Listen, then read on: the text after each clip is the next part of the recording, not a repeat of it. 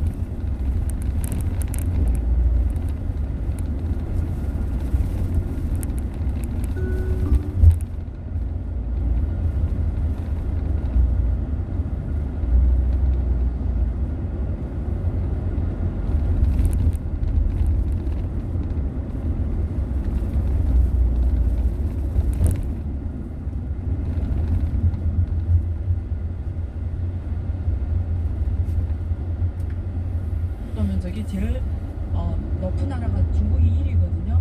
근데 그 상해하고 북경 간의 고속철도만 수익이 남고 나머지 다 적자예요. 그 정도로 인프라 투자를 한 겁니다. 그래서 경제가 성장하잖아요. 그럼 지금 시진핑이 2013년에 22년부터 올라왔잖아요. 그럼 지금 하고 있는 게 뭐냐면 지하철을 깔고 있어요. 중국의 모든 그 성시에 지하철을 깔고 있어요. 그러니까 중국이 지금까지 성장 논리 보면 전부 주도형 투자고 그 중에서 핵심이 부동산과 인프라 투자입니다. 그러면 앞으로 봤을 때 이런 투자가 지금 공간이 얼마나 남았나를 봤을 때 지방 정부로 가야 돼요. 그래서 지방 정부가 사실 투자할 주체인데 여력이 없어요. 그래서 제가 항상 경제 성장이 어렵다는 게 사실상 지속 불가능하거든요. 근데 중국 경제가 계속 발표하는 데이터를 보면 계속 성장이에요. 작년까지도 6% 성장이었잖아요. 근데 올해도 코로나 샥이 왔는데도 작년 정상 대비 5% 이렇게 발표하는 거잖아요. 그래서 그게 어디서 왔냐? 그러면 우리가 3대 수요 투자 수출 그 소비잖아요. 근데 지금 8월까지도 누적 투자 수단이 많았어요. 투자가. 약 300m 앞 40km 신호위반 과속 단속 구간입니다. 다 마이너스예요. 수출이 지금 최근 데이터를 보니까 8% 성장이에요. 근데 수출은 중국 경제 개인 역할을 못 하고 있어요, 거의. 그러면 어디서 5% 이상이 나오냐 이거죠. 전년 동기 대비. 그러니까 이게 매칭이 안 돼요. 그래서 스토리 롤리를 잡지 못하겠어요. 그래서 지금 많은 사람들이 중국이 그 큰 땅에 그 큰 인구에 소비로 가지 않냐 이러는데 중국의 소비가 지금 GDP 대비 70%까지 왔어요. 그러니까 미국하고 거의 비슷하게 온 것처럼 보여요. 근데 이게 이 소비가 그런 미국 소비하고 다른 소비예요. 이거는 수출이 줄어드니까 소비 비중이 올라갈 것 뿐이에요. 근데 누군가 썼으니까. 아니죠. 그러니까 수출이나 투자가 줄어드니까 3대 중에 소비 비중이 자연스레 올라가게 돼 있지. 그러니까 소비 주도형 경제는 아니라는 거죠. 소비 주도형으로 가려면 GDP도 계속 성장하고 있고 소비, 내수도 이렇게 성장하고 있다면 그러니까 계속 투자로 성장한 거예요, 사실. 그냥 경제 투자다. 네, 계속 인프라 투자, 중심에 부동산 투자가 있어요. 민간 소비가 아니고. 그러니까 소비하고 투자인데요. 투자가 한 거의 뭐 20, 30% 아니 30%좀 되죠. 그렇죠. 근데 소비가 60 몇 프로. 수출 어느 해는 마이너스고요. 어느 해는 포지티브예요.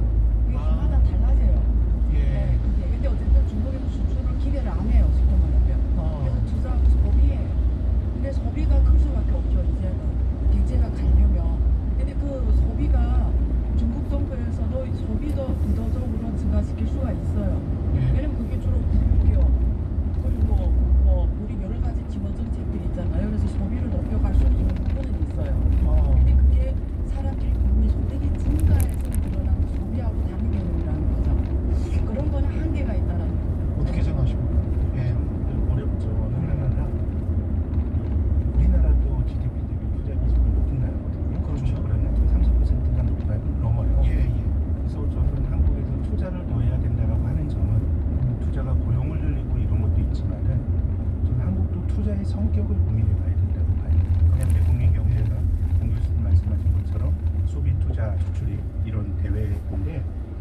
투자라고 하는 건 현재 소비를 미래로 이연시키는 겁니다. 그러네요. 예, 소비라고 하면 최종적으로 이제 소비자들의 수요라고 하는 거는 우린 최종적으로 뭔가 사고 그럼으로써 효용을 놀리는 건데 예. 투자는 뭔가 미래의 파이를 키우기 위해서 현재의 소비를 이연하는 거거든요. 예. 그렇기 때문에 GDP 대비 소비 비중이 높은 경제가 기본 좋은 경제예요. 예. 많이 쓰면서 그만큼 소비자들의 국민대 효용이 높은 거거든요. 예. 우린 30%나 넘게 투자를 하는데 성장률이 2%밖에 안 된다는 거는 진짜 한국은 투자의 내용을 고민해 봐야 되는데 중국과 같은 나라도 안 교수님 말씀하신 것처럼 지금 뭔가 저는 뭐 도시화율의 잣대로 말씀을 드렸는데 뭔가 정부가 할 수 있는 건 있어요. 예. 근데 궁극적으로 어떤 인프라를 깔고 뭔를 만들어 놨을 때 민간의 수요가 따라오지 않으면 이게 나중이 되면 과잉이 되는 거거든요. 뭔가 투자를 할 때는 성장률을 높이죠. 사람도 고용하고 뭐 건설할 때 자재도 쓰고. 예. 근데 이후가 문제가 되는데 예. 근데 저는 중국에 대해서도 굉장히 고민스러운 거는 많은 나라가 수출 중심으로 성장을 하다가 소비로 자연스럽게 전환이 된 나라는 미국 말고 없어요.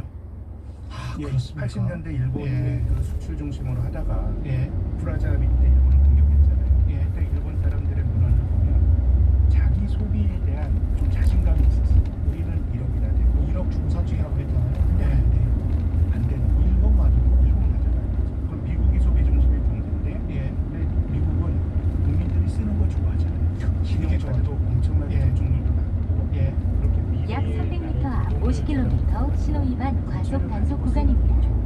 예. 또 그럴 수 있는 거는 미국이 기본적으로 기축통화국이기 때문에 그렇습니다. 뭐가 탈이 나도 자기들이 돈을 주지가 않거든요. 그래서 저는 뭐 금융시장에서도 중국의 내수 성장 이런 기대가 되게 잠시 후 많죠. 50km 신호 위반 과속 단속 구간입니다. 굉장히 어떤 고가품의 좋은 종목들은 또 주가가 많이 올라가는데 국민 경제 전체적으로 봤을 때 이제 내수라고 하는 것이 예. 소비와 투자 양대 축이거든요.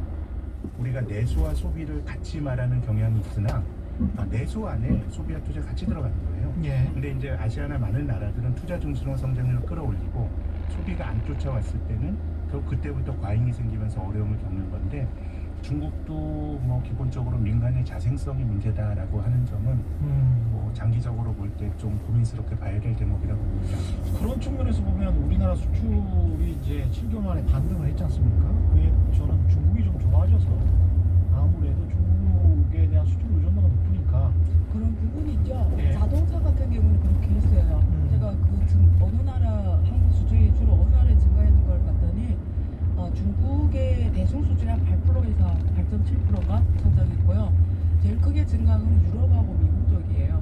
그쪽이 많이 이제 그동안 샥이 컸잖아요. 그렇죠. 그쪽도 이제 많이 적응해 가면서 그쪽 수출이 많이 증가했고요. 그래서 근데 중국의 특정 분야 산업 그들이 있어요. 수출하는 산업들이 그게 뭐 석유 화학 제품이 제일 많고요. 그리고 자동차 부품 이게 제일 많은데 그런 거는 거의 전체 수출 수에 비슷하게 증가했어요. 그러니까 대중 수출 섹터에서는 거의 뭐 8% 7% 이 정도 증가를 했어요. 그래서 꼭 중국 때문에 수출 증가한 건 아니고요. 글로벌 각 나라들에서 거의 다 지금 점점 샥에서 그 전분기 대비 좋아질 거 아니에요. 예. 처음에 많이 그러니까 그렇죠. 그런 증가 부분은 있는 거죠. 그래서 특히 한국이 이번에 증가한 게 반도체, 바이오, 예. 바이오가 엄청 증가했어요 수출이. 예, 그런 쪽이 많이 증가한 부분이 있고요. 예. 근데 중국이 저렇게 여전히 투자 주도에 성장을 하고 있으면 분명히 이제 국영 기업들 우주에 투자를 할 텐데 그럼 한국 기업들이 들어갈 여지, 또 수출이 증가할 여지, 왜냐면 소비가 막 살아나야 우리가 들어갈 텐데 네. 살아날 텐데 그런 거는 기대하기 어렵겠습니다. 그러면 조금 그래도 한국이 예. 중국 경제에 영향을 그래도 많이 받죠. 그래서 전체 수출은 우리나라가 3월부터 마이너스가 나다가 9월에 플러스가 났습니다. 합계는. 예. 근데 대중 수출은 7월부터 플러스가 났으니까 예. 조금 이제 중국이 좋아진 효과를 뭐 한국도 받고 또 대만 같은 나라도 받다고 봅니다. 동북아가. 예. 근데 이제 과거와는 조금 다른 거는 이제 중국이 말씀하신 것처럼 투자 중심으로 성장할 때 예전엔 한국에 있는 그 기업들이 그 중국 고성장의 최대 수혜 종목이었는데요. 수혜 그렇게 믿었죠. 기업들이었는데 예. 실제로 그랬어요. 예. 중국 기업들이 성장하고 하면서 이제 경쟁이 치열해지고 하다 보니까 과거보다는 이제 중국이 한국에 미치는 영향, 긍정적인 영향력은 조금 투자 쪽은 경합도가 많이 높아진 것 같고요. 예. 그래서 정말 중국은 소비가 굉장히 정체가 됐다. 민간 소비의 어떤 성장에 대해서 여러 걱정이 많은데 강 교수님 말씀하신 것처럼 숫자의 스케일이 다르잖아요. 4억 명이 움직이고 8억 명이 움직이고 그렇게 움직이고 예. 그런 과정에서 그들이 하는 소비하는 시장들은 예. 특정 부문은 굉장히 한국의 기업들에게 큰 기회가 되는 건데 이게 힘듭니다. 우리가 예전에 중국이 고성장할 때 그 2차 산업 중심으로 중국이 예. 투자 중심으로 성장할 때 우리가 철강, 화학 이게 기본적인 원료 제품이거든요. 예. 근데 뭐 철강이라고 하는 게 회사별로 차이는 있지만 그러면 쇳덩어리가 얼마나 본질적인 차이가 있겠어요. 예. 그래서 중국 사람들이 중국이 한국의 어떤 철강 제품을 살 때는 한국에 있는 관련 업체들이 인더스트리가 전체적으로 수혜를 받았거든요. 예. 근데 우리가 이제 중국의 특정 어떤 부자들의 소비에 눈길을 맞춘 자라 그러면 그건 굉장히 어려운 일입니다. 굉장히 최종적으로 그 나라 소비자와 그 눈높이와 정서를 맞추는 어려운 일인데요. 그렇죠. 제 기억으로는 IMF 외환위기 직후에 까르푸라고 하는 그리고 월마트라고 하는 예. 이 유럽과 미국의 굉장히 큰 그 유통업체들이 한국에 들어왔거든요. 예. 그때 많은 사람들이 한국의 유통업체들 다 죽었네 생각했는데요. 다 잡아먹힌다 그랬죠? 다 나갔어요. 그러니까 오히려 줄 수 있죠. 그 눈높이를 잘 맞춰야 돼요. 예. 그래서 예전에 우리나라 화장품 그룹들이 요즘 어려움을 겪고 있지만 주가가 많이 올라갈 때도 어떤 회사는 대박이에요. 근데 그 회사의 개별적인 성공 스토리지 한국의 화장품 산업이 전체적으로 수혜를 보는 거는 굉장히 작아졌거든요. 예. 그래서 저는 뭐 한국 경제가 국민 경제 차원에서는 여전히 뭐 중국의 그들이 크다라고 보는데 과거보다는 뭐 한꺼번에 좋아지고 한꺼번에 나빠지는 것들은 조금 약해진 것 같고 예. 전체적으로 중국 기업들과의 경합도도 높아져서 예전보다는 우리가 중국으로부터 받는 긍정적인 효과들이 한 10년 전과 비교해 보면 저는 현저히 약해졌다고 생각합니다. 앞으로는 어떻게 될지 모르겠는데 이게 26일부터 29일까지 베이징에서 공산당 19기 중앙위원회 5차 전체 회의가 예정돼 있다고 하는데요. 여기에서 이제 내년부터 향후 5년간 중국 경제의 향방이 사실상 결정된다. 이렇게 지금 보도는 되고 있는데 네. 무슨 내용입니까 이 부분은? 그 일단 예. 이 표현이 아마 한국 사람들이 익숙하지가 않을 거예요. 중국은 공산당이 영도하는 국가다 이렇게 표현되어 있어요. 그래서 네. 공산당이 중국의 영도 핵심 조직으로서 그 중앙위원회라는 게 있어요. 공산당 조직 내에. 예. 예, 그래서 중앙위원회 위원들이 중앙위원이 194명 정도 돼요. 그러면 그 전체 회의를 합니다. 그걸 갖다 1중 회의, 2중 회의, 3중 회의 이렇게 이름을 지어요. 예. 그게 지금 5중 전이니까 임기가 5년이에요. 그러니까 지금 19기잖아요. 예. 그럼 19기 중앙위원들이 5년 동안에 그 회의하는 이름을 갖다가 제일 처음 연거 1중, 2중, 3중 매개 회의마다 다 주제가 있습니다. 예. 그러면 매기의 5중 전에는 항상 5개의 계획을 검토하고 만들어요.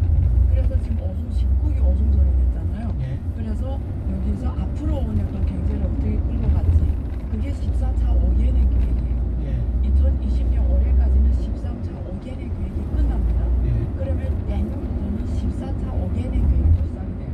그럼 앞으로 오면은 또 경제를 어떻게 하겠냐를 이번 오중전회에서 결정하는 거예요. 근데 이번 오중전회가 중요한 이유가 뭐냐면 예. 미국과의 중국 사이 이런 엄청난 지금 어떤 전쟁이라고 표현해도 모르겠지만 예. 어쨌든 지금 굉장히 관계가 과거와 확실히 다른 글로벌 환경에서 그렇죠. 앞으로 중국이 어떻게 경제를 끌고 가냐를 결정하는 회의이기 때문에 되게 중요하거든요. 예. 그래서 지금 우리가 여기서 주목해야 되는 게 지금 중국이 처한 글로벌 이 경제 환경을 어떻게 극복하려고 하는 건지 그기에 대한 방향성이 나오는 건지 예. 그리고 13차 5개년 계획 동안 주로 투자 어떤 산업 위주로 혹은 어떤 경제 전략으로 어떤 경제 구조를 만들어가면서 경제를 끌고 가려고 하는지 이런 것들이 굉장히 디테일하게 나오거든요. 그래서 지금 뭐 거의 다 내용이 사실 나왔어요. 그래서 우리가 그 지금 나온 내용들의 그림을 보면은 거의 뭐 시진핑이 기존에 5월부터 이야기했던 뭐 쌍순환이라는 표현이 있거든요. 쌍순? 예, 수황循환이라고 예, 해서 쌍순환. 두 개의 순환. 예. 그래서 국내 경제의 대순환과 음. 국내 두 개의 순환을 합해서 쌍순환이라고 하거든요. 예. 근데 말이 되게 어려운데요. 예. 혹자는 국내 뭐 순환을 하면 내수 경제 위주로 간단 말이 아니냐. 그게 그냥 국내 내수 소비 주도로 간다고 말하지 왜 뭐 쌍순환이라는 표현을 쓰냐 어렵게 이렇게 말할 수가 있는데 굳이 이렇게 표현한 이유는 두 가지 포인트가 있어요. 하나는 글로벌 환경이 이렇게 어려우니까 이제는 수출 주도형으로 가기 많이 어려워진 부분이 워낙 있고 예. 근데 가장 쌍순환을 이름 붙이면 국내 순환을 강조하는 측면이 있는데 거기서도 뭘 강조하냐면 특히 제조업의 공급 체인을 다 국내에다 만들겠다라는 거예요. 지금까지는 공급 밸류 체인이 어떻게 되냐면 미국은 기술을 주고 중국은 생산을 하고 예. 뭐 시장은 뭐 유럽하고 미국 역할을 하고 이런 글로벌 밸류 체인에서 서로 유인하면서 글로벌 경제가 중국도 수출주의로 급속하게 성장했잖아요. 예. WTO 안에서. 예. 그게 지금 어려워지니까 이제는 공급 체인의 밸류 체인을 특히 중요한 산업들 있잖아요. 뭐 거신 기술 쪽, 고도 기술이 필요한 이런 첨단 산업 쪽, 예. 반도체라든가 예. 이런 거는 공급 체인을 다 중국 내에다 구축하겠다라는 게 강조하는 측면에서 그런 부분이 내순환을 표현을 썼어요. 그럼 걔가 그 부품이나 이런 걸 다 국산으로 하겠다는 거예요. 예를 들면 쉽게 표현하면 모든 나라들이 다 이런 경향성을 지금 가지고 있네요. 그렇죠. 예. 왜냐면 미국이 저렇게 나오니까 그걸 강조하는 부분이 있고요. 두 번째는 중국 사람들이 그동안 해외 나와서 소비를 많이 했어요. 그래서 한국도 많이 왔고 일본, 미국이 다 중국 사람 소비를 엄청 해줬잖아요. 근데 이런 사람들이 이제 안 내보내겠다는 거예요. 그래서 해외 나가 면세품을 다 싹쓸이 했잖아요. 예. 그래서 중국은 이제는 어떻게 하겠다냐면 예를 들면 해남도에다가 예. 해난에다가 국제 면세구를 만들어요. 그 외국인이 비자 없이 마음대로 왔다 갔다 제주도처럼. 여기서 써라? 그냥 중국 사람이 해외 못 나가게 하고 거기 가서 써라 이거예요. 근데 해외 나가 얼마 썼냐? 약 300m 앞 30km 신호위반 과속 단속 구간입니다. 그리고 세 번째는 쌍순환 세 번째 하면은 위안화 문제예요. 왜냐면 미국이 만약에 중국이 돼서 결제를 못하게 하면 달러 결제 네. 시스템에서 어떤 페널티를 주고 예. 칩스나 이런 걸 시스템 사용 못하게 하면 중국은 수출을 많이 하는 국가고 밸류 체인이 글로벌 퍼져 있기 때문에 결제가 어려워지면 굉장히 힘들잖아요. 예. 그러니까 중국은 지금 미국과의 관계가 좋아질 수도 있지만 최악의 경우도 항상 생각해야 되는 거예요. 그게 국제가 크로스보더 업무에서 위안화 결제 범위를 높여야 되는 거예요. 그러네. 그러니까 지금 뭐 하고 있냐면 중국이 칩스라고 해서 국제가 위안화 결제 비중을 급속하게 높이겠다는 거예요. 예. 그게 국내 국제 경제 순환의 핵심입니다. 그래서 위안화 국제화가 세 가지가 아주 중요해. 아주 중요해서 약 400m 앞 60km 구간입니다. 미국이 막 중국을 때리고 왕따시키려고 하니까 중국은 지금 상황에는 그렇게 못 살아가잖아요. 예. 그래서 전략을 어떻게 볼 거냐면 최대한 개방을 많이 해서 외국 기관들이 많이 들어오게 하는 거예요. 그러면 너무 크니까 대마불사라고 해서 못 죽이잖아요. 예. 그래서 개방을 특히 개방을 확 해버리는 거예요. 그래서 외국이 중국에 대한 의존도를 더 높여버리는 거죠. 특히 금융이나 이런 데서. 그래서 이게 중국이 말하는 국내 국제 경제 쌍순환의 핵심 내용들이에요. 그래서 기술적으로는 고첨단 산업으로 가고 국내에다 매를 체험하고 될수록 국산화 비중을 높이고 국제적으로는 위안화 국제화 개방을 확대해서 약 400m 앞 60km 신호위반 과속 단속 구간입니다. 이게 좋은 게 듣다 보니까 좋은 게 우리한테는 아무것도 없는 것 같은데 아니 그러면 우리 왜 요즘 해외여행 거의 다 못 가니까 네, 네. 그 국내 골프장들 굉장히 지금 성업하고 있거든요. 네. 그러니까 중국이 이런 식으로 이제 하겠다는 건데 그러면 중국 여행객들은 특히 뭐 돈을 많이 쓰는 부자 여행객들은 중국에서 돈을 다 쓰게 되면 한국 관광 사람이랑 뭐 내수는 좀 더 침체될 것이고 예. 그 다음에 이제 첨단 기술까지 다 자립하겠다고 하면 예. 당장 우리 반도체도 걱정이고 예. 뭐 이 좋은 게 없는데 우리 우리한테. 보면 중국 사람들이 한국에서 소비 열심히 할 때 수출하는 내수라고 하는 약간 형용 모순인데요. 예. 그러니까 내수인데 중국 사람들이 와서 소비하니까 수출한 내수 관련주라 그래서 그런 류의 뭐 호텔, 화장품 주가 좋았잖아요. 예. 근데 뭐 이 주가가 어려워진 지 꽤 됐으니까 예. 이미 이제 그런 그늘이 좀 지고 이미 이제 들이고 있는 것 같고요. 중국의 정책에 대해서 뭐 이제 내수를 키우고 기술을 개발하고 하는 기본적으로 자기들이 할 수 있는 거고요. 예.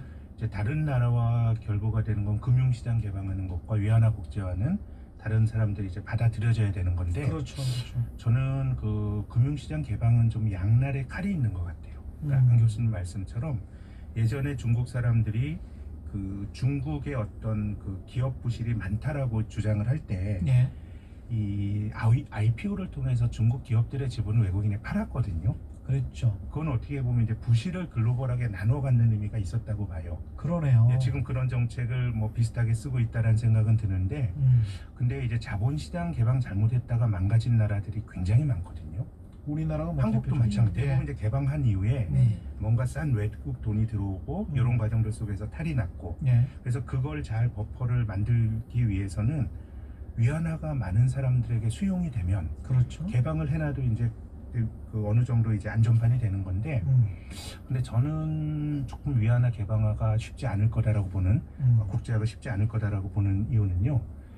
이게 그 나라 통화가 기축 통화가 되려면 나라 밖으로 자기 나라 돈이 많이 퍼져 있어야 되거든요. 그렇죠. 달러가 많이 퍼져 있으니까 사람들이 달러 가지고 거래를 하잖아요. 예. 그 퍼질 수 있는 만큼 달러가 주는 이제 신뢰도도 있지만, 그럼 달러를 퍼뜨릴 수 있는 방법이 뭘까요? 다른 나라의 그 달러를 뭐 뿌릴 수도 없고, 기본적으로는 남의 나라 물건을 사고 내 돈을 줘야 됩니다. 그래서 어떻게 보면 기축통화국이 져야 될 숙명 중에 하나는 적자. 예. 경상수지 적자를 감내해야 돼요. 그러네요.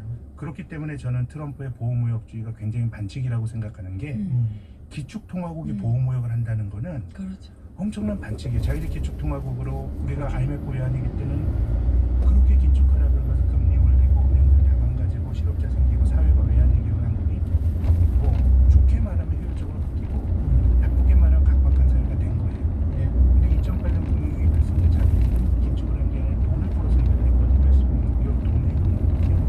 그래서 기본적으로 이제 반칙인데 아무튼 예. 이제 돈을 많이 뿌려야 됩니다. 그리고 2차 대전 직후에 지금 뭐 이제 지금이야 많은 나라들이 물건을 미국에 수출할 수 있지만 2차 대전 직후에는 무대륙이 쑥대밭이었잖아요. 전쟁으로 물건 팔 수 없을 때 미국이 뭐 했냐? 예. 무상원조했죠.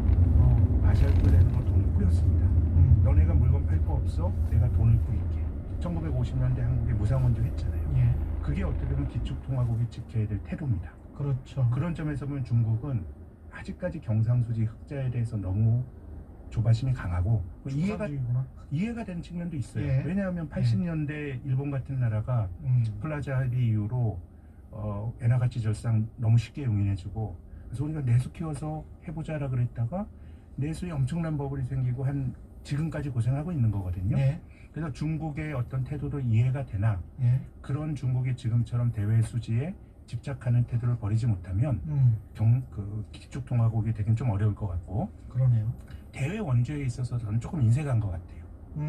마샬 플랜처럼 뭔가 풀어주는 게 아니라 지금 네. 1대1로라고 하는 게 사실 비슷한 정책인데, 그렇죠. 중국 돈이 들어간 데서 많이 사고가 나잖아요. 그렇습니다. 특정한 예. 어떤 뭐 파키스탄의 항구는 예. 뭔가 이제 중국 돈이 타관을 가는데, 이제 그걸로 인해서 뭔가 이제 그 운영권이나 이런 거 중국 자본에 넘어가고 하면서, 예.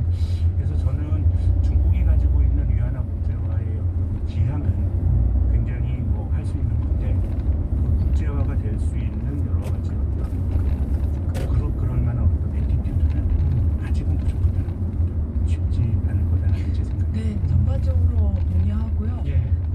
근데 이런 건 있어요. 그 중국이 그 다른 나라 경험 사례를 참고할 거 아니에요. 예. 그렇죠. 한국의 경험도 참고하고 일본의 경험. 근데 그래서 재밌어요. 그래서 사실 WTO 2001년에 개방했는데 지금까지 사실상 개방 못한 겁니다. 사실상 어렵잖아요.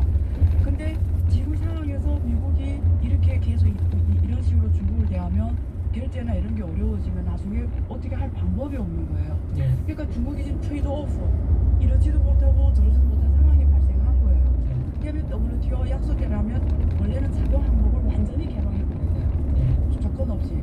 그러면 그러면 말씀하신 대로 중국은 엄청난 시각이 위기 발생, 환율이 제가 말씀드린 대로 어떻게 될지도 몰라요. 그러니까 중국은 지금 이러고는 싶은데 안 되는 거예요. 그래서 하는 방법이 뭐냐면 아주 중요한 말씀인데, 그러니까 중국은 그러니까 이 중국 사람은 문제를 푸는 방식이에요. 사실 법률적 개방과 사실적 개방을 따라야 하는 거예요. 법률적 개방이 안 됐어요. 근데 사실적으로 개방을 해요. 어떻게 하냐면, 그러니까 그래서 외국인이 오히려 기회가 더 많은 거예요. 중국 못 가는 이유가 중국에 있는 사람을 갖다가, 그러니까 이게 자본 항목에서는 5개부터 중요해요. 자본 항목에 자유 대환을 말하는 겁니다. 그러면 저 위에 있는 상무부 위원들이 아까 중앙위원 이런 사람들이 제일 우선이에요. 마음껏 대환할 수가 있어요, 달러를. 그리고 국유 기업들이에요. 해외 투자 반대할 수 있고 하고 싶으면 다 해요. 그 다음에 두 번째는 외국 500대 기업이 중국에 FDI 투자했잖아요. 그렇죠. 이런 기업들이 달러 대환을 반대를 해줘요. 자본 항목에 제한을 안 해줍니다. 없어요. 내가 들어갈 때 들어가고 나오기에서 나오고 마음대로 하게 해요. 그래 또 유치를 하니까. 그렇죠. 그 다음에 2등급이에요. 중국 자본 항목의 자유 대환에 있어서는. 그러니까 한국처럼 문을 확 열지 않아요. 근데 말씀하신 대로 돈이 들어가고 나가고 해야 되잖아요. 그러니까 등급을 나눠서 한다는 거예요. 그 다음에 세 번째가 뭐냐면 외국의 금융기관들이 중국에 들어가서 QF나 RQF나 후광통이나 선가도 통해서 금융의 시범 정책을 통해서 외국의 중국 증권시장 투자하는 사람들이 있잖아요. 얘네들이 3등급이에요. 얘네 들어가 투자하고 나올 때도 제한이 없게 마음대로 잘 대화시켜요. 그 다음에 4등급은 문간 기업입니다. 문간 기업은 아예 못 나오게 해요. 지금 내가 뭐 해외 업무 기업 수하겠다 못하게 해요. 못 쓰게 합니다.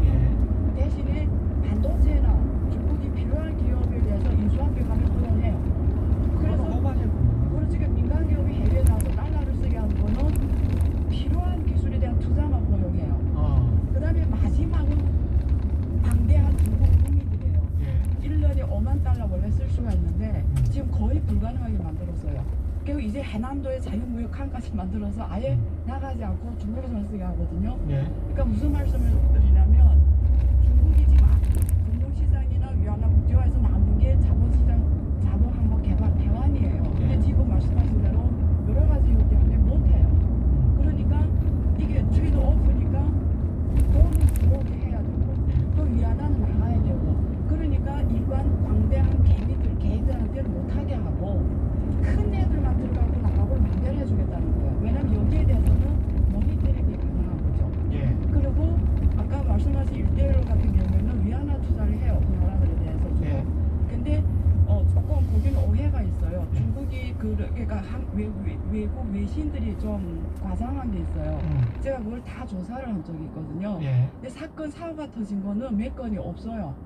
대부분이 중국 사람들이 뭐 특별히 정말 마카오처럼 뭐 99년을 뭐 빼려고 한 게 아니에요. 이 지금 1대1로 들어온 60몇 개 나라들이 그 세계적으로 이 데이터가 없는 국가들이 대부분이에요. 신용 데이터가 없습니다. 그러니까 전통적인 금융 방법으로 파이낸싱을 해줄 수가 없어요. 그러니까 세계은행이라든가 아시아개발은행 그다 대고 융자를 해줄 수가 없어요. 그러니까 거기는 아무도 해줄 수 없는 나라예요. 근데 중국이 그것도 모르고 해주겠다 한 거예요. 주로 이제 아프리카나 이런 나라 쪽으로 갔어요. 근데 해보니까 문제가 터진 거예요. 왜 터졌냐면 중국은 국제적으로 업무 경험이 없잖아요. 해봤더니 아예 프라이싱이 안 되는 거예요. 근데 중국은 국유기업 중심으로 들어갔거든요. 그러니까 원가를 안 따지고 투자를 막 했단 말이에요. 근데 이게 지금 무슨 몇 년이 지나 보니까 어린이들과 이게 중국도 감당을 못 하는 거예요. 그러니까 중국 시진핑가 이제 작년부터 변했어요. 이제 감당을 못 하니까 혼자 못 하겠으니까 글로벌 금융기업 제발 들어와 같이 하자 이렇게 된 거예요. 알겠습니다. 시간이 얼마 안 남아서 두 분이 하니까 역시 뭐 2, 3분밖에 안 남아서 문자도 엄청 들어와 있거든요. 하이든님은 답답해요. 매번마다 시간이 97.3 최경영의 경제쇼 말 시키세요. 하이든님은 진정한 최경영의 경제쇼 가족이십니다. 제가 인정합니다. 하이든님 감사합니다. 최경영의 경제쇼를 지금 듣고 계십니다. 김학균 센터장님께 질문이 많이 들어왔는데 유유님은 생각지 못한 개념, 아까 내수 아무리 해봤자 달러 안 들어오면 중국이 얼마나 버틸런지, 중국 돈이 이제 위안화 결제 시스템 이게 쉽지 않다 이런 말씀하실 때 했던 말인 것 같고요. YK님은 비슷한 이야기신 거 아니에요? 약 300m 앞 50km 신호위반 과속 단속 구간입니다. 될까요? 다만 중국 사람들 일 열심히 하고 잘합니다. 근데 이건 한계가 분명하고 국제화되려면 개방성이 기본입니다. 민주화도 좀 덜 돼 있고 이런 말씀하셨고요. 생각해보니까 그런 측면도 있네요. 중국어를 15억 명이 쓰는데 국제어가 아니잖아요. 영어는 그것보다 훨씬 적은 인구가 쓰는데 국제어랑 붙어 있죠. 그거가 함의하고 있는 부분이 근데 이제 영어를 국제어로 중국어가 대체할 수 있느냐, 중국 사람들이 얼마나 많이 중국어를 다른 나라 사람들에게 가르칠 수 있느냐, 다른 나라 사람들이 중국어를 얼마나 많이 쓰느냐, 다른 나라 사람들이 얼마나 중국 위안화를 쓰느냐의 문제하고 똑같은 거예요. 뭐 역사적인 조건이 예. 미국이 초통화국이 됐지만 그 전통의 질서가 파괴가 되고 예. 그래도 되니까 한 겁니다. 사실 뭐 미국 사람들 마음속에 뭐 따뜻한 피가 흘러서 그랬겠어요. 그냥 전부 쑥대밭이 되고 그런 관용을 베풀어도 되는 그런 어떤 역사적 시기에서 이제 미국이 초통화가 된 거고, 뭐 지금은 아주 칼을 들고 목에 들이대는데 이걸 또 중국에게 또 그런 태도를 하라고 하는 것도 사실은 예. 조금 뭐 무리가 있는 것인데, 예. 그래서 이게 참 시대의 산물인 것 같고 예. 그런 것들이 참 쉽게 바뀌기 좀 힘들다는 거죠. 우리 센터장님이랑 안영 교수님께 동시에 드려야 되는데 지금 핵심은 중국경제가 올해 그리고 내년에 어떤 불안 요소가 있는지, 그리고 주식시장은 어떻게 또 전망하시는지 그 말씀 하셔야 돼요. 10분밖에 안 남았으니까. 예. 주식은 제가 예. 경제는 그러시죠. 사실 예. 먼저 하실까요? 오늘 안영 교수님 중국경제 불안 요소 같은 거. 시간이 없는 것 같은데요. 예. 이거 질문이 너무 크게 시간이 없어요. 근데 짧게 네. 한 3, 4분에 예. 제일 중요한 건 지방정부의 재정입니다. 지방정부의 재정. 네, 지방정부의 재정 위기예요. 네. 또 풀면 시간이 부족해요. 그냥 그렇게만 말씀드릴게요. 근데 중앙정부가 도와줄 수가 없습니까? 그러면 위안화 환율의 문제가 생겨요. 아, 네. 약 300m 앞 50km 신호위반 과속 단속 구간입니다. 그렇다고 망하게 놔두면 네. 시그널이 굉장히 안 좋아져서 돈이 또 빠져나갈 수 있잖아요. 어디 그래서 예. 음, 자가당 착적이지 않습니까? 어떻게 해야지? 예? 다음에 합시다. 다음에. 네, 네, 내일 네, 그러면 계속 네, 하시기로 하고 네. 중국 경제 네. 관련해서 중국 경제 불안 요인, 예. 제가 다시 한번 여쭤볼게요. 예. 주식 시장 전망. 에서 생각을 하면 우리가 일반적으로 경제가 주식이 여러 가지 경제 성장 이런 걸 반영하는 게 맞거든요. 예. 근데 지금 우리 얘기한 것처럼 코로나 발병 이후로 플러스 성장하는 나라가 중국 그리고 대만 정도 잘하면 될 것 같고요. 예. 그럼 중국 주식의 성과가 좋으냐? 그렇지 않아요. 아주 장기적으로 봐도요. 근데 중국 경제에 대한 우려가 크지만 그래도 중국은 5% 이상 성장을 해왔습니다. 예. 근데 미국은 한 2.5% 성장하면 잘했네 하잖아요. 그렇죠. 근데 왜 중국 주가는 못 오르고 미국 주가는 오르고? 미국 주는 사상 최고치지만 중국의 상해 종합지수는 2007년도에 6,100포인트가 사상 최고치인데 지금 13년 지나서 3,300 하고 있어요. 그러니까 경제는 그동안 중국이 더 크게 성장했지. 기업 이익을 가져갔죠. 미국 기업보다 중국 기업의 이익 증가율이 더 높았거든요. 근데 저는 어느 경우에는 주식시장이 성장을 배반할 수도 있다고 봅니다. 우리나라 90년대가 그랬어요. 8, 90년대가 한국 경제가 지금보다 훨씬 역동적이거든요. 그럼 8, 90년대 주식시장이 좋았을 때가 88 올림픽 전후 3, 4년 빼고는 주식이 투자하기 좋은 자산이 아니었습니다. 왜 성장하는 국면에서 주가가 못 오르는가 저는 이유가 두 가지라고 보는데요. 경제가 고성장한다라고 하는 거는 기업이 돈 벌 기회가 많은 겁니다. 예. 그럼 기업 입장에서 투자 수요가 많고 그래서 주식시장을 통해서 자꾸 자금을 조달하려고 해요. 아. 그래서 새로운 기업이 주식시장에 들어오고 예. 기존 기업은 IPO를 통해서 시장 증가해서 자금을 조달합니다. 예. 주식시장은 그러라고 존재하는 거예요. 그렇지. 예, 그럼에도 불구하고 결국 모든 자산 가격은 수요와 공급인데 IPO로 주식 발행하고 새로운 기업이 주식시장에 들어오고 하는 건 주식의 공급이 주식 숫자가 많아지면 그래서 가격이 떨어지는 거예요. 중국이 마찬가지예요. 지금 중국은 전체적으로 아직까지도 기업들이 자금을 많이 조달하는 것 같아요. 근데 성장이 둔화되면 어떤 일이 발생하냐면 기업들이 자금 조달하는 게 아니라 투자할 데가 없으면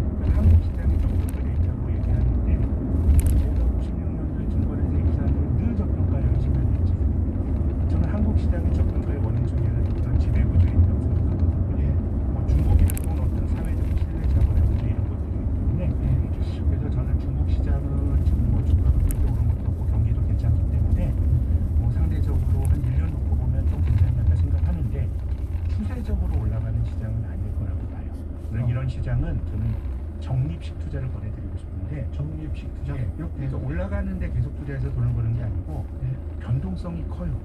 떨어질 때도 투자를 하다 보면 작년 봄에 중국 증시 좋았고 2014년 말부터 후광통 한다 그럴 땐 상해 지수가 100% 넘게 올랐습니다. 그래서 2, 3년 하다 보면 주식을 팔 기회가 오기 때문에 그런 의미에서의 적립식 투자를 권고드리고 다만 경제가 고성장하는 날에 내 돈을 묻어서 장기간 묻어둔다라고 하는 거는 저는 신흥국에는 동의하지 않는 편이에요. 그거는 사회적 신뢰 인프라가 만들어진 나라에 내 재산을 묻는 것이지. 그래서 어느 신흥국도 장기 투자가 된 나라는 별로 없어요. 최근에 인도가 모디가 들어간 이후에 주가가 좋았고 한국도 사실은 비교적 성공한 나라이긴 하지만은 늘 이제 밸류에이션이 센 저평가 국가이기 때문에 그래서 중국에 우리가 투자를 할 때는 경제를 보는 것과 시장은 철저하게 분리해서 봐야 된다는 말씀을 드리고 싶습니다. 시장과 경제는 분리해서 봐야 된다. 어떻게 보십니까? 중국 주식시장? 미국 같은 경우에도 사실 50년대 이전까지는 주세적으로 성장하는 시장이 아니었어요. 뭐 불과 몇십 년 전 일이에요. 그래서 그리고 우리가 S&P 500도 그렇고 다우존스 지수 인덱스 그놈을 봐도 그렇고 그냥 지금 수시적으로 계속 상승한 곡선을 50년대 이후에요. 그래서 미국에서 워린 버핏 이런 사람들이 만약에 그 전에 투자했다면 지금의 워린 버핏은 없었을 거예요. 워런 버핏 30년대 생이니까요. 그러니까 그게 50년대면 한 20살 뭐 이렇게 그러니까 딱 그 시기를 그대로 이긴 나타나는 대표적인 게 워린 버핏 같은 사람이에요. 걔는 말씀하신 대로 중국에서 그런 여러분들이 우리가 주식을 사서 묻으면 돈 번다 이런 말을 하잖아요. 근데 그게 굉장히 중국에서는 지금까지 그런 흐름을 못 보여준 거예요. 말씀하신 대로 6,000에서 3,400개. 근데 GDP 수익률로 하면 계속 굉장히 수익을 봐요. GDP를 갖다가 수익률로 만들어서 우리가 지수용으로 하면은 근데 지수는 그렇게 안 나와요. 근데 회의점이 뭐냐면 그냥 미국이 50년대처럼 이제부터는 올라가는 상승 곡선을 그리냐. 그러니까 이제부터가 회의점인 거예요. 근데 만약에 미국이 50년대가 중국이 지금부터 시점으로 시작된다면 자기가 묻을 수 있는 시장이라는 거죠. 근데 거기에 대해서는 회의점이 있는 거죠, 사실은. 이게 결국은 나중에 그 주주 자본주의와 좀 연관되겠네요. 그럼요. GDP에서 미국은 성장이 둔화됐지만 금융위기 이후 10년 동안에 기업이 가져가는 몫이 커졌어요. 주식이라고 하는 건 성장도 중요하지만 우리가 성장을 보는 이유는 투자 관점에 성장이 기업에게 영향을 주기 때문이거든요.